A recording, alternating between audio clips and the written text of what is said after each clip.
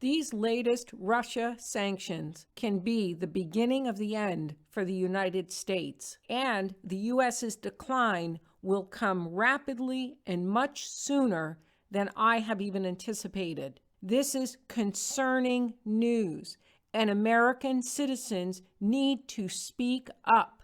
This is reckless foreign policy. The idea that they want to sanction Russia again.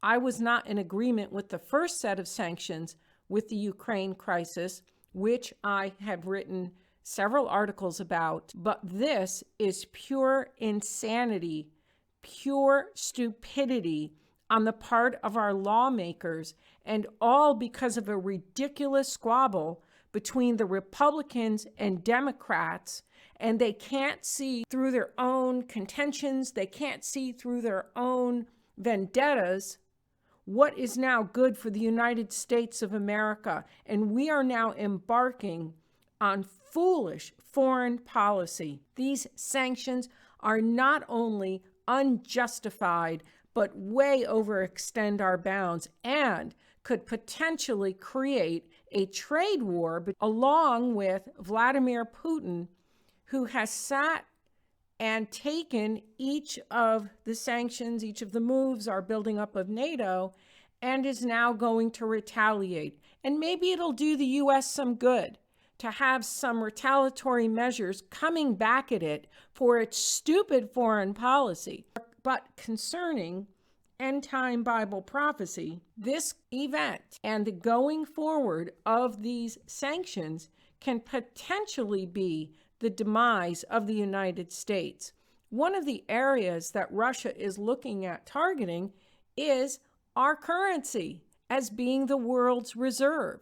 And there's some move that they can make that can hurt our currency. This is concerning because we've already got a deficit that's out of control. Lawmakers who still can't rein in the spending with Russia. There is a worldwide opinion that NATO can exist against Russia, but Russia cannot defend itself or bolster its borders because of NATO. We have lobbyists in the United States. We have corporations that help influence U.S. policy. But when Russia funds political parties within the EU, it is now overstepping its boundaries, but yet the EU can fund news outfits that promote the European Union. But whatever Russia goes to do, everybody's hackles are raised because they're still seeing the old Soviet Union. It's this old mentality.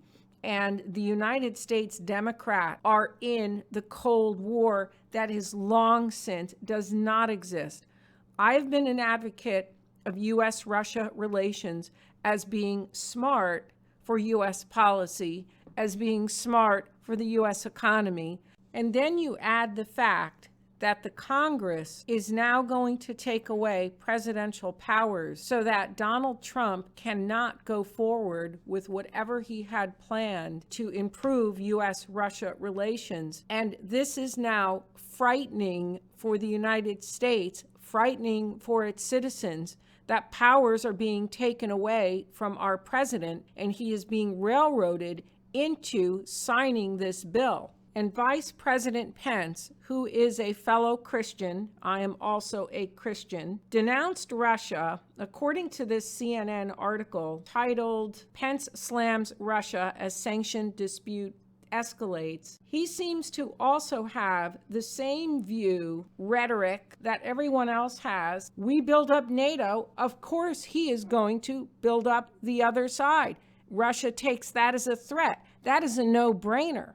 Oh, this is great. He also stated that the U.S. would not be intimidated by what Russia is doing. Well, what Russia is doing by reducing our diplomatic staff is finally standing up to the United States because we keep using the economic sanctions against Russia. Well, it's about time we got something back. And this is not Russia intimidating us. It's finally reacting. Oh, here we go. To be clear, we hope for better days, for better relations with Russia, but recent diplomatic action taken by Moscow will not deter the commitment of the United States of America to our security, the security of our allies, and the security of freedom-loving nations around the world. Yeah, that's why we're friends with dictators. We have a Keystone Cop foreign policy that doesn't even make any sense. And we are the aggressors in this. And this is now going to come back to bite us. These Russian sanctions, we're now treading on EU territory. And by the way, the EU is beginning to flex its muscles against some very large US companies. And we are beginning to see this thing that was going to fall apart become a giant that's beginning to punch up to its weight. In end-time Bible prophecy, we know that the US is not the leading nation. We know we're watching the US decline, but these moves are going to throw us into what could be a pretty swift decline. And that is frightening for those of us who are US citizens, because we're not going to know what to expect. When our dollar collapses, when these other empires flex their muscles to put us in our place, and what part of the problem is on the part of our leaders is an arrogance, this US arrogance that we could just do anything, that we are just number one.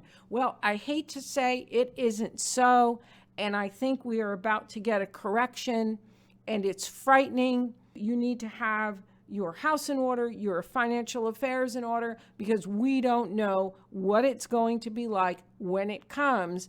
But with this kind of reckless policy, the decline of the U.S. might be coming sooner. We know this in Bible prophecy. We are expecting the decline. Persons like myself write on it, how it could possibly happen. And again, this is what is frightening about these headlines here, because this could be the beginning of the end of the United States as we know it today. And we will become a country like some of these other countries like Venezuela. For more on end-time Bible prophecy, subscribe to my channel, Prophecy Talk Today.